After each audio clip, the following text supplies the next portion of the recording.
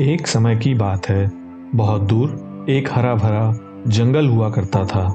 इस जंगल में तोता, मधुमक्खी, कठफोड़वा, मेंढक जैसे कई प्रकार के जीव जंतु रहते थे। एक दिन इस जंगल में एक गेंडा रहने आया। गेंडा स्वभाव से बहुत ही गुस्सैल था।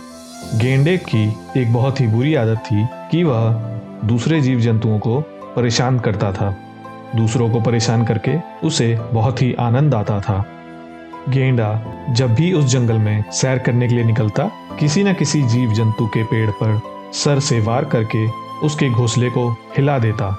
ऐसे ही एक दिन उसने एक ऐसे पेड़ पर वार किया जिस पे एक तोता रहता था। तोते के घोंसले में कुछ अंडे रखे थे और पेड़ के जोर से हिलने की वजह से वह अंडे जमीन पर गिरकर फूट गए।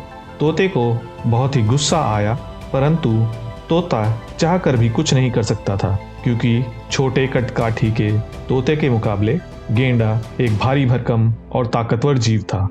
तोते के ही पेड़ की तरह गेंडा कई और पेड़ों को भी जानबूझकर हिलाता। गेंडा जानबूझकर ऐसे पेड़ों पर वार करता जिस पे अलग अलग जीव रहते थे। तोते की ही तरह एक दूसरे पेड़ पर कठफोड़वा अपना बिल बनाकर रहता था।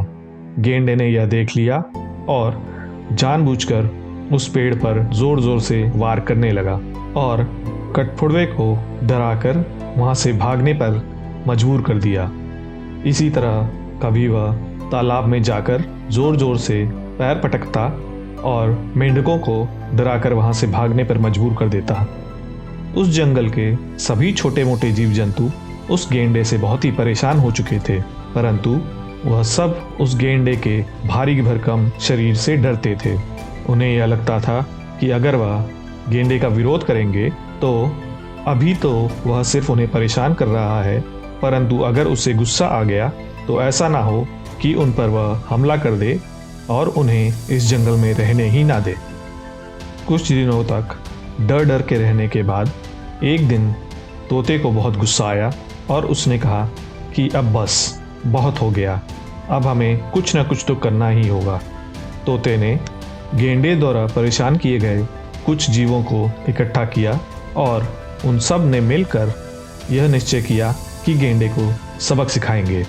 अगले दिन जब गेंडा रोज की ही तरह फिर उस जंगल में आया तो सबसे पहले तोता उसके पास जाकर अपने पर फड़फड़ाने लगा। गेंडे को यह देखकर गुस्सा आ गया और वह तोते के पीछे जोर से भागने लगा। तोता जानबूझकर ऐसे पेड़ पर जाकर बैठ गया जिस पे मधुमक्खियों का एक बड़ा सा छत्ता था। गेंडा जो कि बहुत गुस्से में था, उसने ना आव देखा ना ताव और उस पेड़ पर जाकर अपना सिर दे मारा।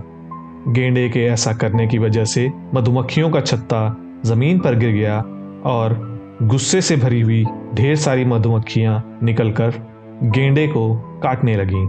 जब गेंडे की हालत खराब होने लगी तो वह इधर उधर भागने लगा और इतनी देर में कठफोड़वा आया और उसने अपनी चोंच से गेंडे की आंखों पर वार करना शुरू कर दिया। ऐसा करने से गेंडे की आंखें चोटिल हो गईं और उसे दिखाई देना बंद हो गया। दर्द से तड़पता हुआ गेंडा इधर उधर भागने लगा। तभी मेंढक ने जोर जोर से टर टर करके आवाजें निकालना शुरू कर दिया। आवाजें सुनकर गेंडे को लगा कि जरूर यहाँ आसपास कोई तालाब है और वह मेंढक की आवाज की तरफ जोर से दौड़ पड़ा, परंतु तालाब की जगह गेंडा एक दलदल में जाकर फंस गया।